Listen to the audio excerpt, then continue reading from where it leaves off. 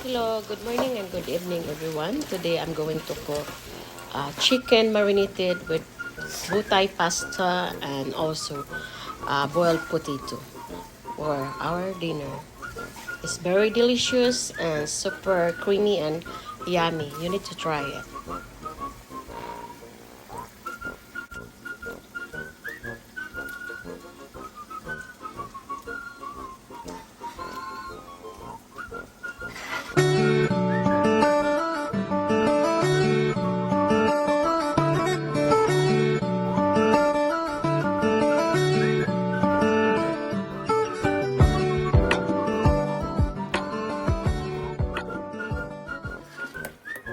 First thing to do, you have to boil the water with put oil, 2 tablespoons of oil, and boil the potato. Then after you boil the potato, you have to sit aside until it gets soft and sit aside. And also you have to boil the buttay pasta and then for 9 minutes. Then after that, you have to sit aside also. As you can see, the pasta is really soon.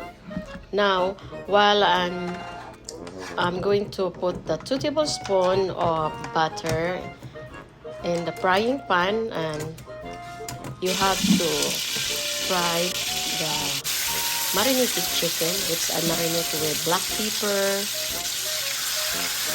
chicken powder, and also soy sauce, and onion powder, and onion, garlic, and salt powder, and also the what do you call that, guys? Put lemon. So and black pepper, marinate that, and then I need to put the stir fry with the light brown and half cook. Fry with the butter. So as you can see, it's very delicious and unique recipe, guys, for our dinner. So now the chicken is ready to sit aside.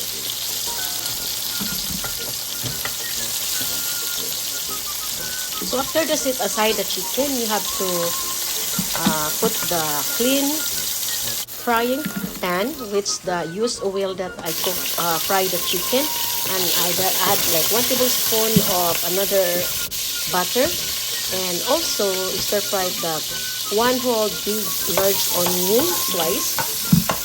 As you can see, I stir it, and I need to cook that with half cook. So when the onion is cooked, then you have to add 4 cloves of garlic fresh, and then you have to stir also. So when the garlic and onions like half cooked, then you have to add the cherry tomato. I cut the half each of the cherry tomato. This kind of tomato is very sweet and very delicious. So now you have to stir it because the tomato is a little bit, and then you have to add the buttay pasta, which I boiled it 9 minutes.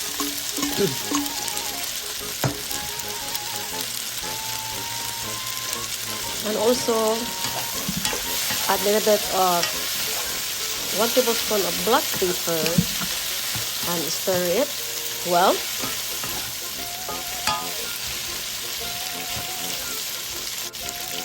Then the boiled potato, which like 2 pieces medium size, I cut like 4 slices on each, and then the chicken powder, 1 tablespoon chicken powder, and also mayonnaise. I add little bit, the mayonnaise I add little bit of cream, Nestle cream, and stir it around, as you can see. So that's not enough of mayonnaise, guys. Then I add like a Nestle cream, like 1/4 cup of Nestle cream. Add this.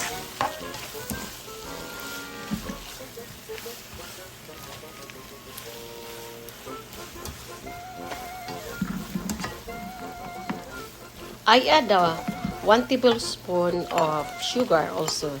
Now I add the marinated fried chicken, which I cook light brown.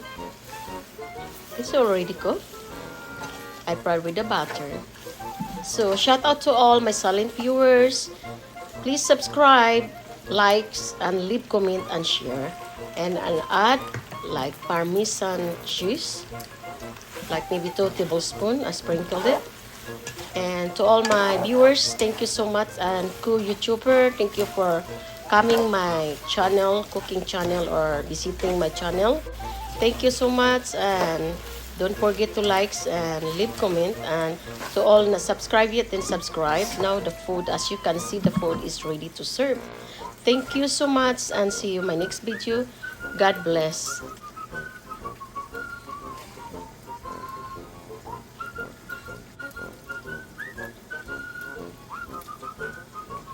So it's look very delicious, guys. So that is like optional. Here the food is ready to eat. That is my apam dinner or my husband dinner. Bye. See you in my next video.